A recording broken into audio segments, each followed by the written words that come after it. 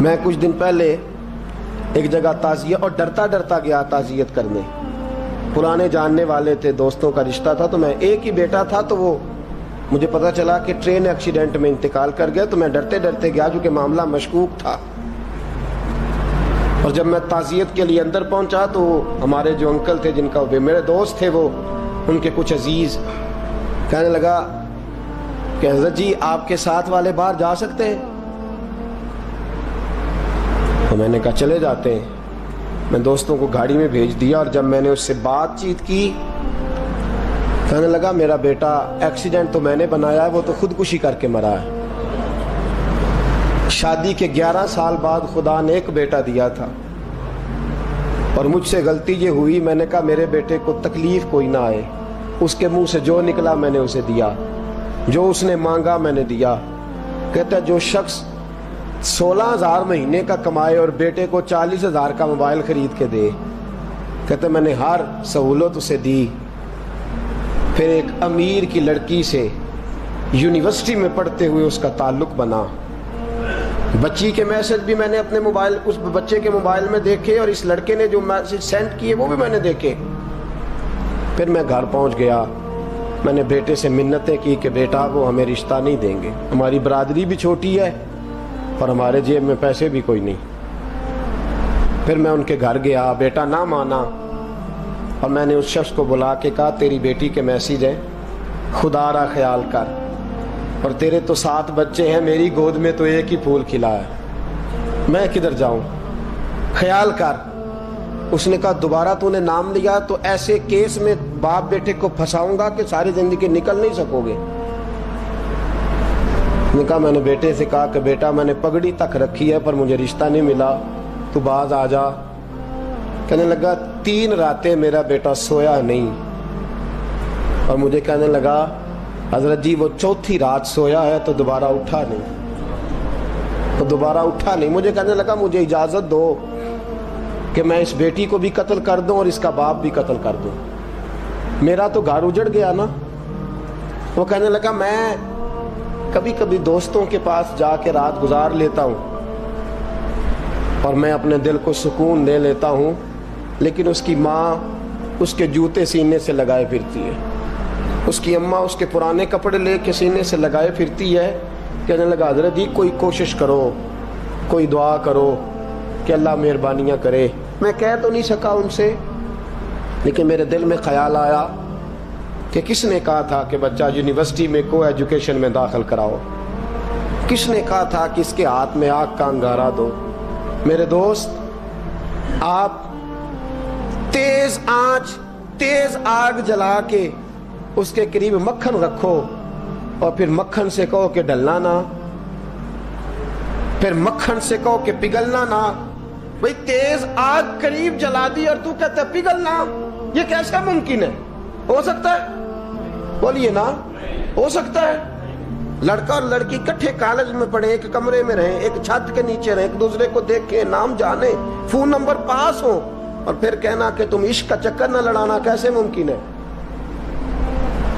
اور بڑے سیانے بندے کہتے ہیں حضرت صاحب اعتماد ہونا چاہیے اولاد پہ. میرے نبی پاک کو اپنی بیویوں پہ اعتماد نہیں؟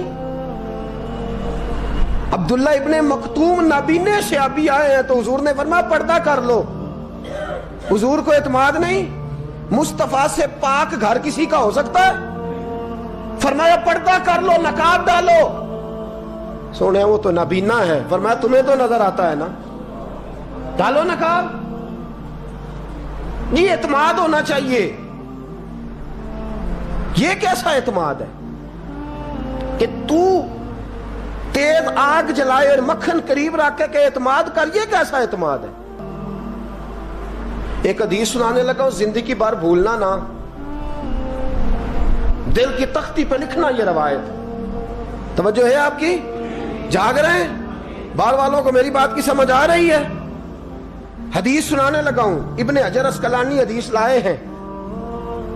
رسول پاک صلی اللہ علیہ وسلم نے فرمایا جہاں مرد اور عورت اکیلے ہوں وہاں تیسرا شیطان ہوتا ہے. یہ تو پہلے بھی سنے ہوں گے نا اتنے لفظ. اس سے آگے ہیں ابن حجر حدیث کے لفظ لائے. یا رسول اللہ صلی اللہ تعالی علیہ وسلم، مرد اور عورت اکیلے ہوں تو تیسرا شیطان ہوتا ہے؟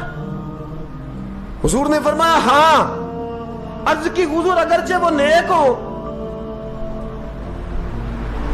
جاگ رہے ہیں نا آپ لوگ؟ اگرچہ وہ جہاں مرد اور عورت اکیلے ہوں وہاں تیسرا شیطان ہوتا ہے. حضور اگر وہ نیک ہو لکھ لو دل کی تختی پر. میرے رسول نے فرمایا اگر عیسیٰ کی ماں مریم بھی ہو اور زکریا کا بیٹا یحییٰ بھی ہو تو میں ان دونوں کو بھی اکیلا بیٹھنے کی اجازت نہیں دے سکتا. فرمایا عیسیٰ کی ماں مریم جو رہی مسجد میں، پلی مسجد میں، جس کی پاکیزگی کا اعلان قرآن کر رہا ہے، عیسیٰ کی ماں مریم. اور فرمایا یحییٰ صرف نبی نہیں، نبی کے بیٹے بھی ہیں. زکریا بن یحییٰ. فرمایا اگر یہ دونوں بھی ہوں، ایک نبی ہو اور ایک ولی ہو، مریم اور یحییٰ بھی ہو، مریم اور زکریا بھی ہو، فرمایا میں ان کو بھی اکیلے بیٹھنے کی اجازت ہے. تو کس نیکی اور پرہیزگاری کی بات کرتا ہے؟ تو کیسا پیر ہے اس کے پاس تنہائی میں بیٹھ کے بی بی اپنا دکھڑا سنا رہی ہے؟ تو کیسا مفتی ہے؟ اٹھا کے لے جا طریقتیں شریعتیں اور جا کے سنبھال لے اپنے جبہ اور دستار میں. وہ کوئی جبہ اور دستار نہیں، وہ گند ہے. اس لیے کہ جو نبی مریم سلام اللہ علیہا کو نبی کے پاس بیٹھنے کی اجازت نہیں دے رہے، وہ پیر کس بات کی مولی ہے جو بیبیوں کو بغیر پردے کے سامنے بٹھاتا ہے؟ اور تنہا بی بی کہتی ہے میرا دکھ سن لے. کس نے اجازت دی ہے؟ اور پھر کہنا تماشا لگ گیا، سٹنڈ لگ گیا. یہ شریعت بیان کر رہا ہوں، رسول اللہ کا فرمان بیان کر رہا ہوں، اور اس سے آگے ہمیں کسی دلیل کی ضرورت بالکل نہیں ہے. اور پتہ نہیں باپ کو کہ میرا بیٹا کیا کر رہا ہے. اندھی ہے وہ ماں جس کی بیٹی سارا دن نیٹ پہ بیٹھی رہتی ہے، اس کو خبر نہیں کیا ہو رہا. اور جب آگ گلے تک آتی ہے نا، داڑیاں جب جلنے لگتی ہیں تو ہمیں خیال آتا ہے یہ کیا بن گیا ہے. اور جب ماں کا دوپٹہ کھینچنے لگتا ہے نا سگا بیٹا کہ چل میرا رشتہ مانگ، پھر اس کو پتا چلتا ہے کہ یہ تو معاملہ ہی بڑا خراب کر لیا میں نے. میرے دوست، جوانی زیادہ پیسے کمانے کا نام نہیں. اگر تو قیمتی کپڑے پہنتا ہے تو تو جوان نہیں. تو 50 کلو وزن بائیں ہاتھ سے اٹھا لیتا تو تو جوان نہیں. اگر تو ڈگریوں کا ڈھیر لگایا ہے اور تیرا دراز اور الماری بھر گئے ہیں تو تو جوان نہیں. اور اگر تو نے اپنے خاندان اور معاشرے میں اونچا افسر بن کے نام کما لیا تو جوان نہیں. جوان اس کو کہتے ہیں جس کی جوانی پاکیزہ ہوتی ہے. جوان اس کو کہتے ہیں جس کی نظر جھکی ہوئی ہوتی ہے. جوان اس کو کہتے ہیں جو حیا کا پتلا ہو. جوان اس کو کہتے ہیں جو شرم کا پیکر ہو. جوان اس کو کہتے ہیں جس کی نظر سے معاشرے کی بہو بیٹیاں بچی ہو. جوان وہ ہوتا ہے، جوان بھی ہو پاکیزہ بھی ہو، جوان وہ ہوتا ہے کہ میرے رسول پاک نے فرمایا صبح قیامت اللہ عرش کے سیدھے جانب جوان کھڑا کرے گا. 30 سال کا جوان، چڑھتی جوانی، خوبصورت آنکھیں، روشن چہرہ، اس کا وجود طاقت والا. نبی آگے بڑھ کے پوچھیں گے یا اللہ یہ کون ہے جو تیرے دائیں جانب کھڑا ہے؟ اللہ فرمائے گا یہ وہ جوان ہے کہ خوبصورت عورت نے اسے کہا تھا میرے ساتھ منہ کالا کر لے، پر اس نے نظر جھکا کے کہا تھا انی اخاف اللہ. نہ بھائی میں تو اپنے اللہ سے ڈرتا ہوں. فرمایا یہ پاک جوانی والا ہے، یہ حاجی نہیں، نمازی نہیں، یہ ولی نہیں، یہ صوفی نہیں، یہ وہ نہیں جو غوث زماں ہو، قطب دورہ ہو، پیر طریقت نہیں، مفتی وقت نہیں.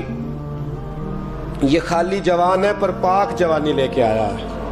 یہ خالی جوان ہے پر پاکیزہ جوانی لے کے آیا. یہ خالی جوان ہے پر اس کی نظروں میں حیا بڑی ہے.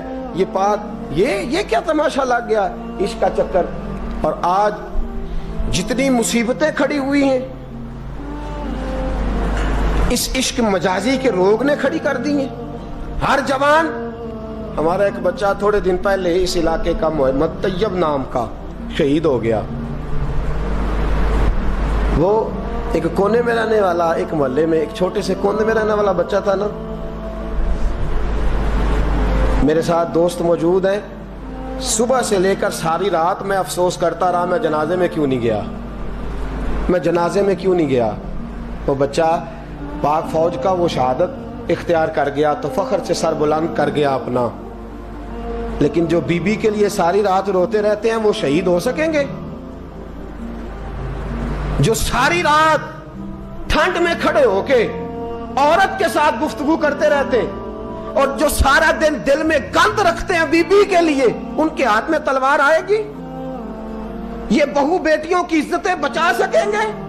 عافیہ صدیقیہ جیلوں میں جل گئی امریکہ کی, اور وہ جب بھی خط لکھتی تھی کہتی تھی کوئی محمد بن قاسم نہیں بچا, وہ کہتی تھی کوئی شہاب الدین غوری نہیں بچا. اور وہ جب بھی, اب تو خیر اس کا ذہنی توازن ہی کام کرنا چھوڑ گیا, وہ بی بی جب بھی خط لکھتی تھی نا اہل پاکستان کو تو کہتی تھی پاکستان والوں بتاؤ کیا تمہارے اندر کوئی بھی خالد بن ولید کا ماننے والا نہیں؟ کیا کوئی نہیں تمہارے اندر جو علی کے نام کا نعرہ لگانے والا ہو؟ کوئی نہیں بچا جو فاروق اعظم کی سیرت کو فالو کرنے والا ہو. کوئی لاؤ جس کے ہاتھ میں تلوار ہو اور مجھے سمجھ آئے کہ یہ وہ ہے جو حسن اور حسین کا نام لینے والا ہے. کوئی نہیں بچا, اس لیے کہ گندگی دماغ